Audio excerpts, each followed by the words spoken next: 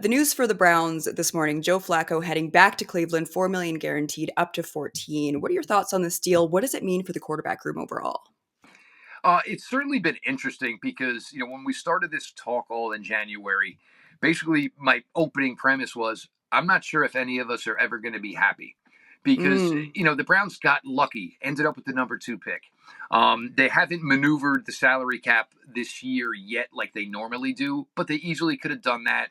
And if Sam Darnold was interested, they could have made that money happen easily.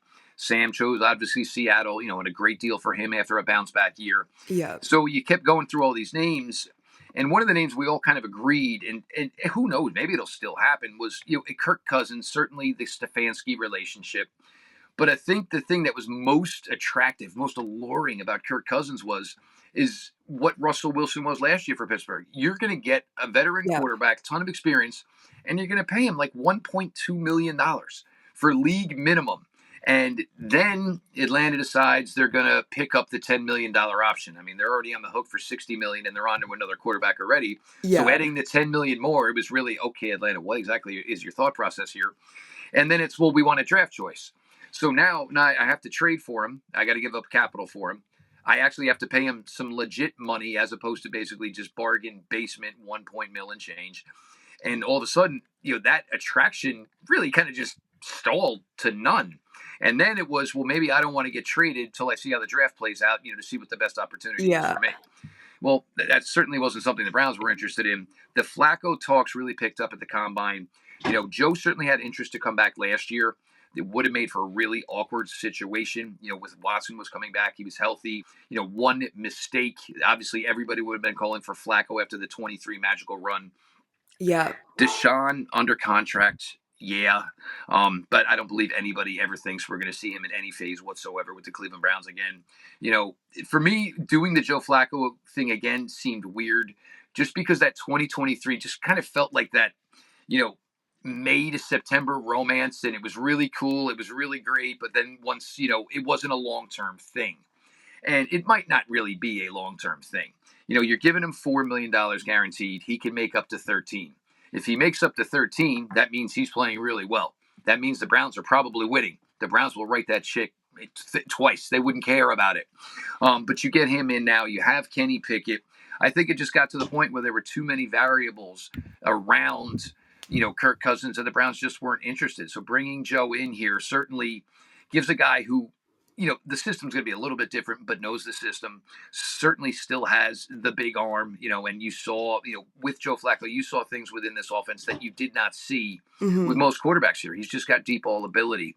So adding Joe back in here allows them basically to just, sit back, relax. And there are quarterbacks they like in this class. They're going to see how it plays out, see if they have to be aggressive, or see if they can get one of the guys they like.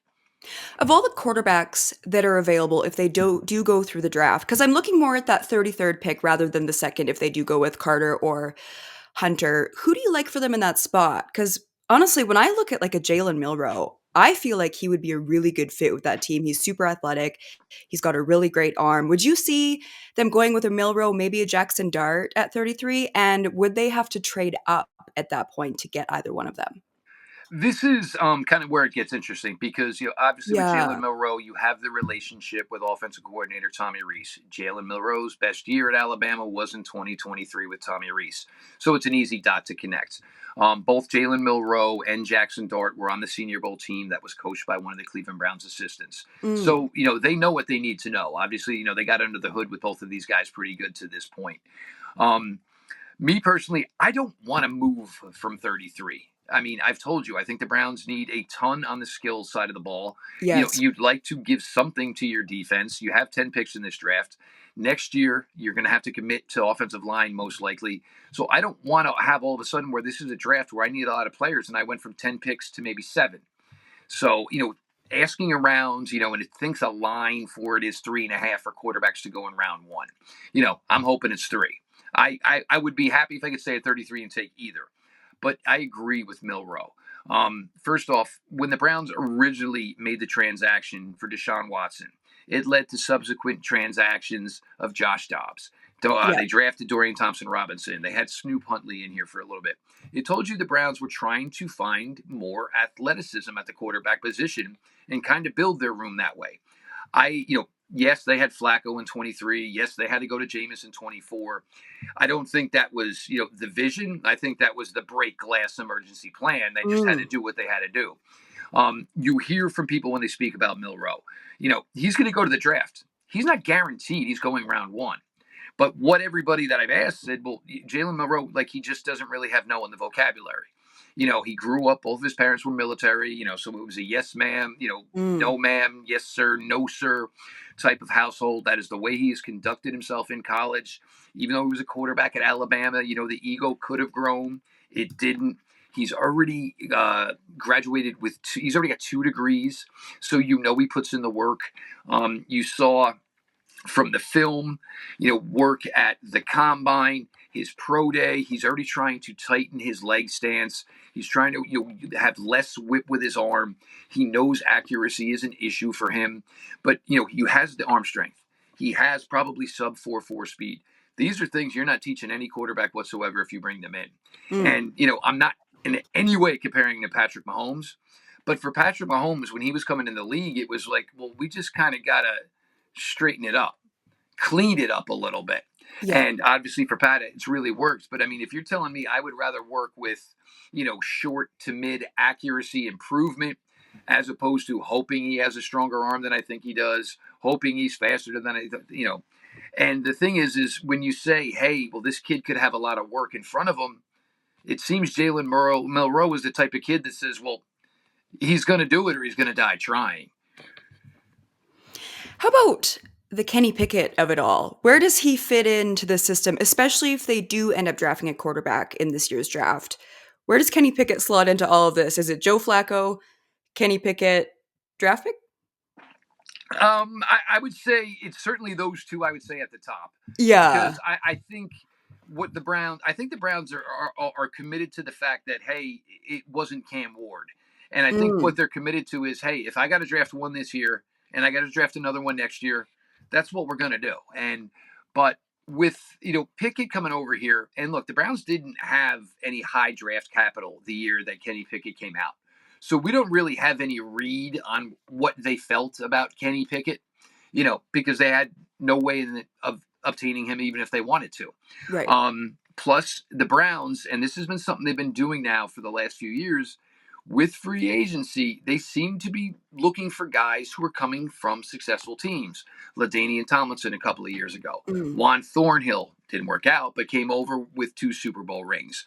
Kenny Pickett obviously just spent a year with the Super Bowl champion Pittsburgh Steelers. I think they just like the kid that he is. And, it was a 4th-round pick. But, I think that was also part of that. We know he can start if he has to. Like, you had nobody in house, so you wanted to feel like you had somebody in house. Right. I know really well of Kenny, his personal quarterback coaches, for basically his entire year since high school. I've known as a good friend of mine. Kenny was local to where I am here in New Jersey, so I've known of Kenny Pickett for a really, really long time. Mm. He played really, really well at the end.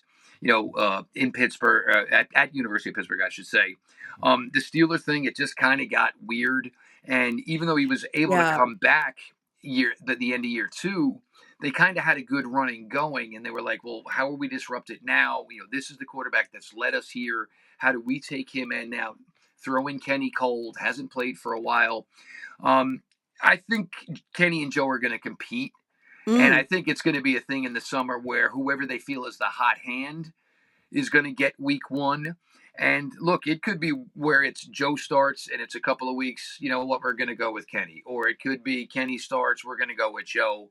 And then if it were a Jalen Milroe, every NFL team thinks they're in it.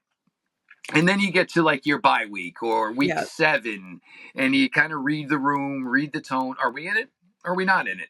And if you're in it, you keep going with the way you are. But Right. there could be a time, somewhere if they're still in it, then maybe Jalen Milroe doesn't play much. But, if they see that they're starting to, separate themselves from the pack in the wrong way, you're going to start throwing Jalen out there, or Jackson Dart, see what they can do for you, and then get that evaluation period going. how high are we on a quarterback for 26? Is it a Yeah. first round option, which should be a much better class? Is it a second round option? I think that's going to be the way it ultimately plays out, because you'll have, Jalen's offense coordinator, Tommy Reese, here. So the good thing for them is they kind of already know what they think the flaws are. So, I mean, Jalen could be working on those, A, now, B, the day he's drafted before he started even getting to town, those types of things. But that would be, in what could have been a great scenario for the Browns to rebuild the quarterback room. Unfortunately, quarterbacks just didn't really become available.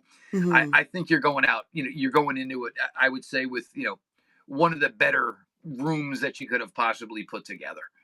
Thanks for watching this episode on the BetCanada channel. I've got more Browns content coming with Jeff, so hit that subscribe button.